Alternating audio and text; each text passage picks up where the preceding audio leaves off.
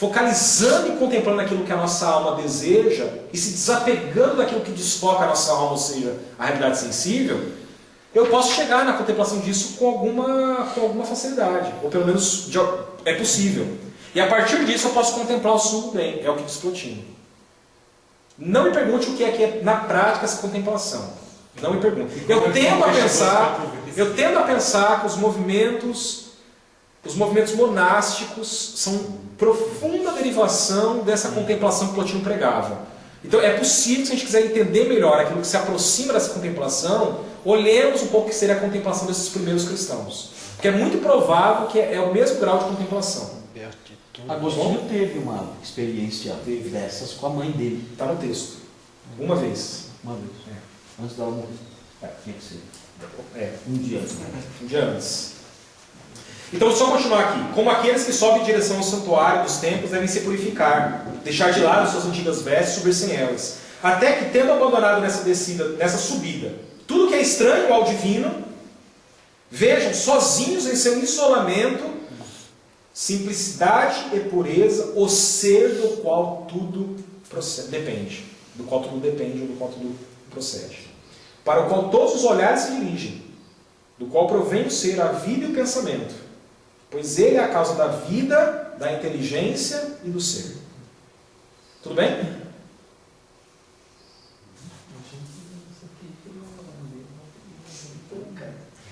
Página 32.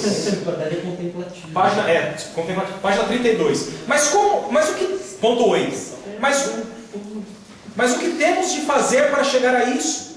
Qual é o caminho para alcançá-lo? Como poderemos ver essa beleza imensa que permanece, por assim dizer, no interior do santuário e não se dirige para fora para ser vista pelo profano? Como poderemos ver essa beleza que está no interior do santuário e não se dirige para fora para ser vista pelo profano? Quer dizer, ela não está nas realidades exteriores, vista, visível, manifesta. Mas de alguma maneira ela está lá. Se ela não estiver lá, eu não conseguia pela alma ver aquilo. Mas ela não está de uma maneira assim manifesta. Mas vamos lá. Como é que a gente pode fazer isso? Essa é a pergunta. Diz Plotino. Que aquele que pode fazê-lo siga até a sua interioridade, abandonando a visão dos olhos, e não se volte para o esplendor dos corpos que admirava antes. Quando vemos as belezas corporais, esses simulacros, não devemos correr atrás delas, mas saber que elas são imagens, traços e sombras, ou seja, simulacros. E que, portanto, devemos fugir em direção àquela beleza com B maiúsculo, da qual elas são uma imagem. O que são a imagem dos corpos? O que são a beleza dos corpos? Imagens da beleza com B maiúsculo.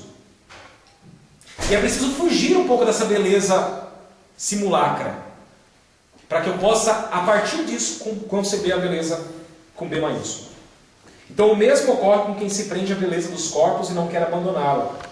Porém será a sua alma e não o seu corpo que mergulhará nos tenebrosos abismos. E tanto aqui como no Hades, nesse caso o local do sepultamento, tudo bem? Local dos mortos. Sua inteligência viverá apenas com as sombras. Fujamos então para a nossa querida pátria. Muito curioso, sabe? Fujamos então para a nossa querida pátria. Eis o melhor conselho que se pode dar. Mas como fugir? Como encontrar o caminho para tornar a subir?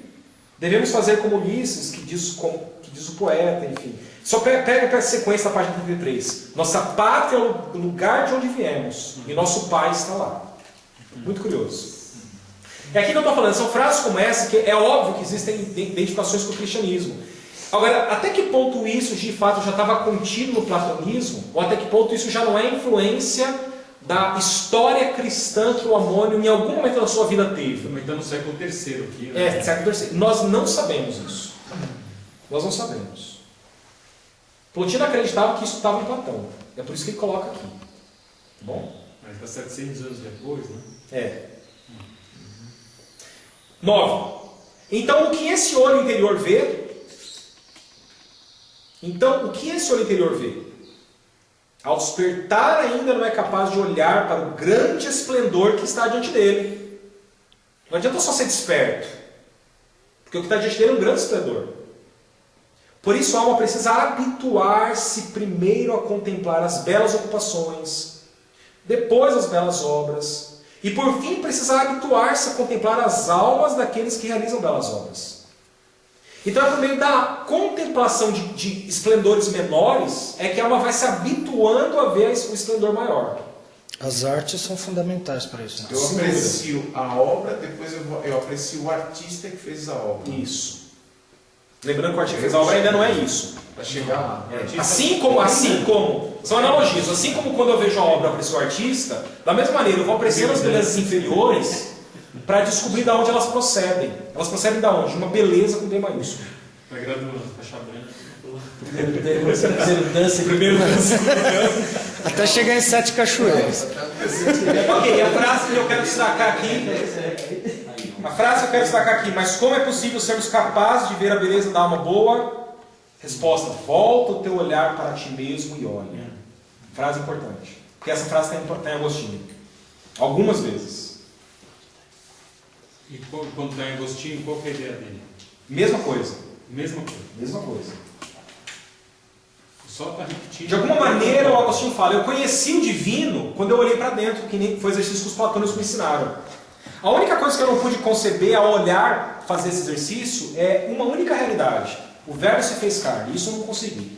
Isso os platônicos conseguiram chegar. Isso eu consegui encontrar pela revelação.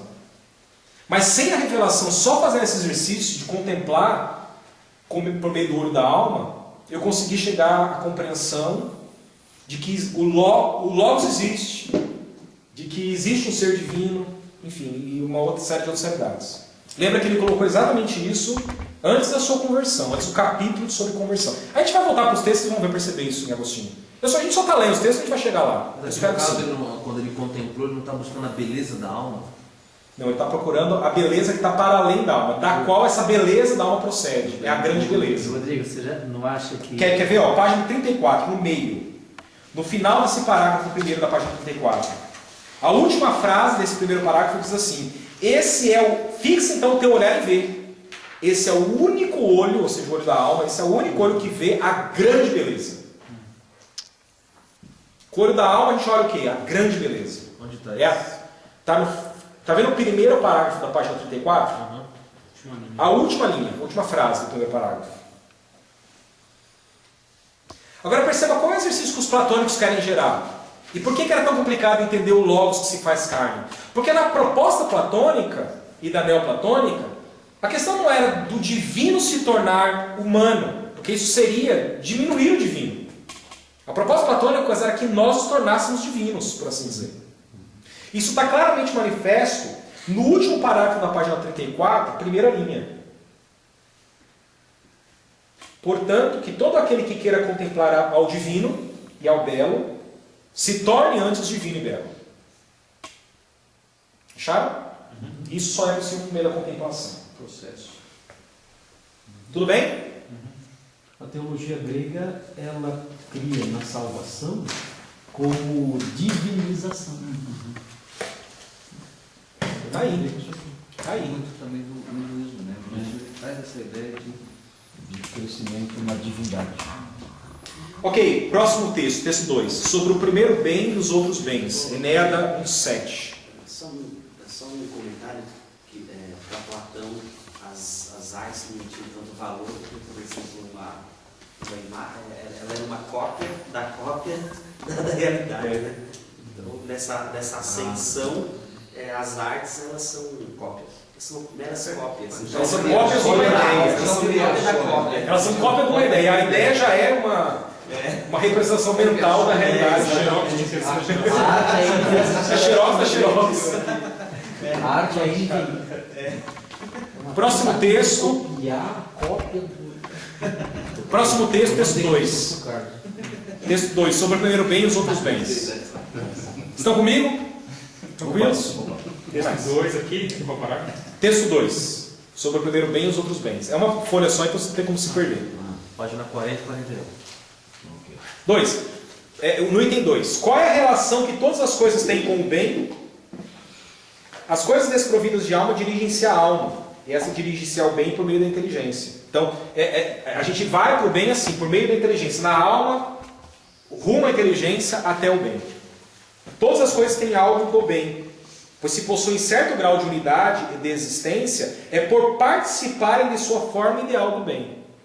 E o que é que de nós tem participação com o bem?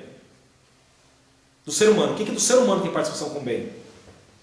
Com o bem? É. Não, participação com a alma. Isso. Então, esse é o ponto. Nós temos participação do bem enquanto a alma partilha da inteligência e a inteligência partilha do bem. Tem um caminho aí. Então, o nosso corpo não tem bem nenhum. Mas tem algo dentro de nós que é a nossa alma. Ela sim pode descobrir e participar desse bem. Ela pode descobrir o caminho. Isso. Então, no próximo parágrafo. Mas a alma, a primeira alma, que é essa aqui, perceba como ele define, aqui vem logo depois da inteligência, tem uma vida mais próxima da verdade. Se ela dirigir seu olhar para a inteligência, possuirá a natureza do bem, posto que a inteligência está imediatamente abaixo do bem. Tá claro? Então, se eu contemplar a alma, a própria alma contempla a inteligência. E a inteligência, por sua vez, contempla o bem. Então, é por meio da contemplação, da focalização desses círculos aqui, é que a gente tem acesso à alma. Tudo bem? Ponto 3. Se a vida é um bem, todos os seres animados possuem o bem? Não. No malévolo a vida é manca. Perceba a definição de mal aqui que vai estar sugerida aqui em Plotino. Ela é como o olho de quem tem a visão turva, não cumpre plenamente sua função. Se até a nossa vida que está mesclada de mal é um bem, por que a morte não é um mal? Um mal para quem? É preciso haver um sujeito passível de sofrer o mal.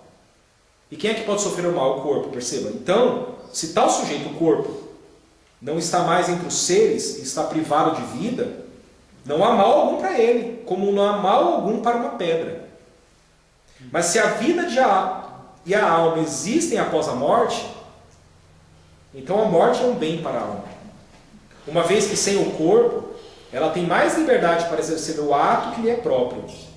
Se ela passa a participar da alma universal, que mal pode atingi-la ali?